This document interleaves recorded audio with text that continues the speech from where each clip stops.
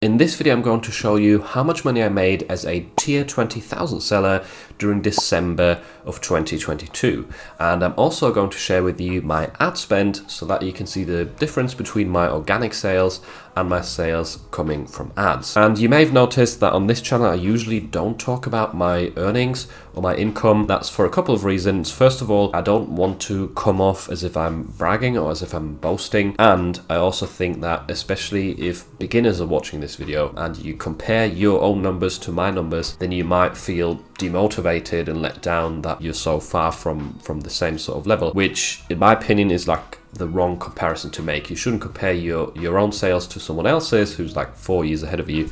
You should compare your sales to your own past sales, like 3 months ago, half a year ago, however long you've been going. And if you see progress, then that's all that matters. So keep that in mind when you watch this video. This is meant to show you what's possible with Merch by Amazon if you put in consistent work year over year. I started in 2019, and this is not the amount of earnings that I reached in my first year or my second year. It's literally taken about 3 to 4 years now to build up to this point. And also something worth remembering, the more work you put in during 2023, the more you will be rewarded when December comes around, or Q4 comes around, because that's when most of the sales happen for print on demand sellers. Whilst your sales might not be very good right now, they could be really good at the end of the year if you put in the work. So to make this more interesting, I thought I'd start off by showing you my sales from 2019 during December, so my first ever Q4 experience. And I'd been going on Merch, I think, for about half a year at that point. So back then I made 230 total sales. I had 79 of those in the US.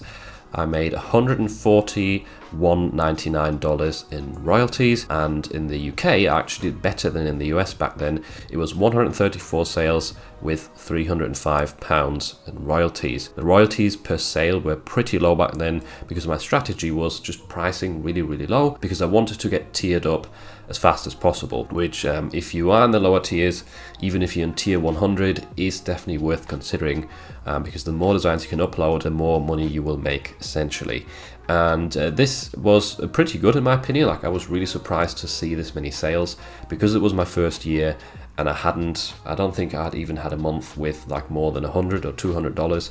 So this adding up to about $500-ish was amazing, and it really motivated me to keep going in 2022 and really push out a lot of designs. I'd already found a great niche in the United Kingdom just because I live here and I know some good niches, which really helped me get some easier sales towards the beginning of my merch journey. And it's also a tip worth considering for you. Don't just ignore the British marketplace because the t-shirts are English, so most of you watching are probably designing English t-shirts, but you're always just researching the American marketplace, which yes, there's more potential there, but not as many people research the British marketplace and try and fill out the niches there. Back then, obviously, I wasn't using ads.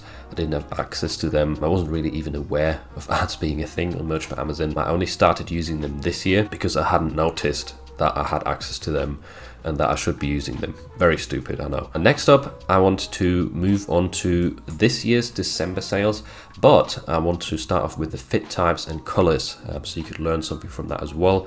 The majority of my sales came from male t-shirts, or t-shirts for men, 50%. That's no surprise. I think for most people, t-shirts aimed at men probably sell best. Second place for me is kids. I do sell a lot of designs aimed at kids as well, mainly in the US, but I've started doing that in the UK as well because the royalties there are actually higher. There's a lot of potential there. Parents love buying gifts for their children. They're more likely to buy their children's stuff and spend a lot of money on them than spending money on themselves. So kids design is definitely underrated. Next up, we've got women with just 16%, and then unisex is 5%. Looking at the top colors, to no surprise, we've got black in the first place with 58%, definitely dominating my sales.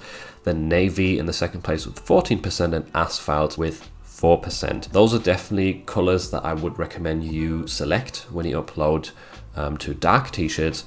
Don't select too many colors because that could put some people off if there's too much choice and they struggle to make a decision. In the fifth place, we've got the first light t-shirt color. I do like uploading a lot of t-shirt designs that are optimized for lighter colors to just stand out a bit in search results and give people a different option among the 90% of black shirts or black thumbnails that you see on Amazon or Merch by Amazon t-shirts. When it comes to my top product types, it's probably not surprising either that standard t-shirts are doing best. 92% of my sales are coming from those, 4% hoodies.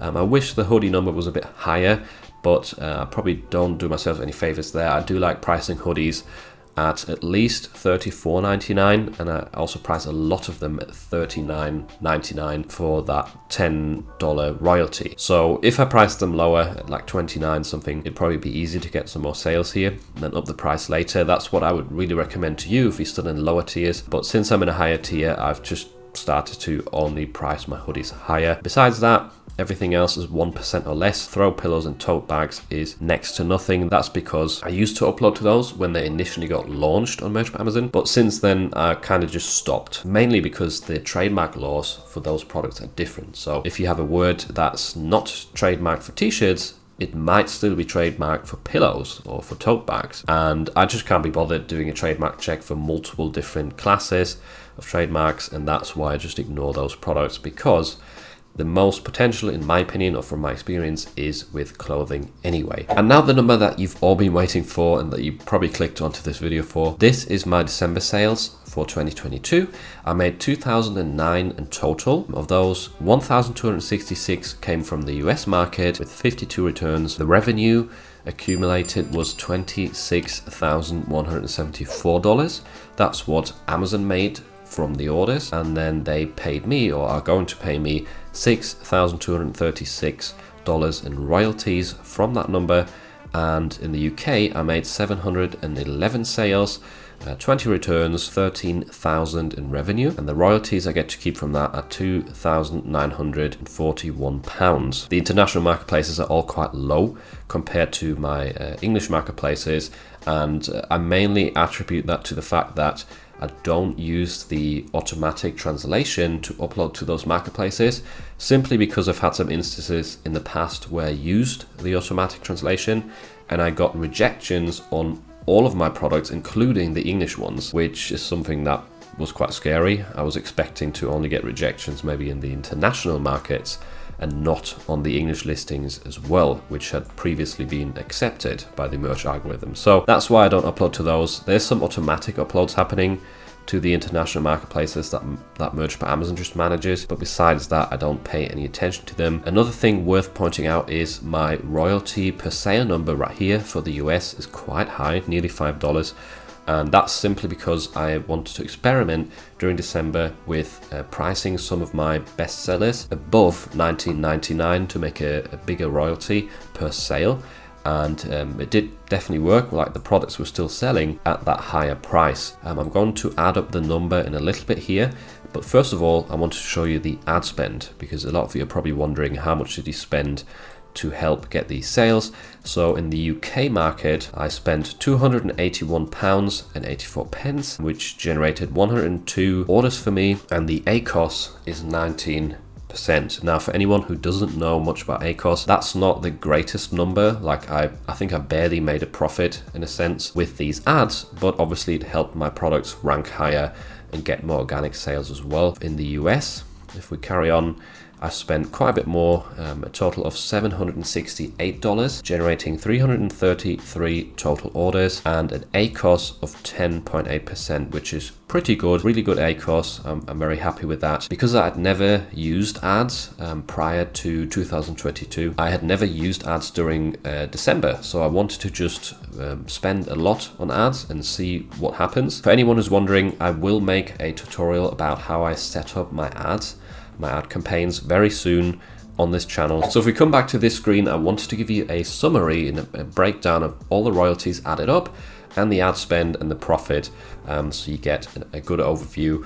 And essentially, if we add everything together and convert the currencies to dollars, we've got $42,339 in revenue, of which I get to keep $9,872 in royalties, and ad spend, if I add that up, it comes to $1,104, making a total profit of $8,768.20. So that is my December numbers.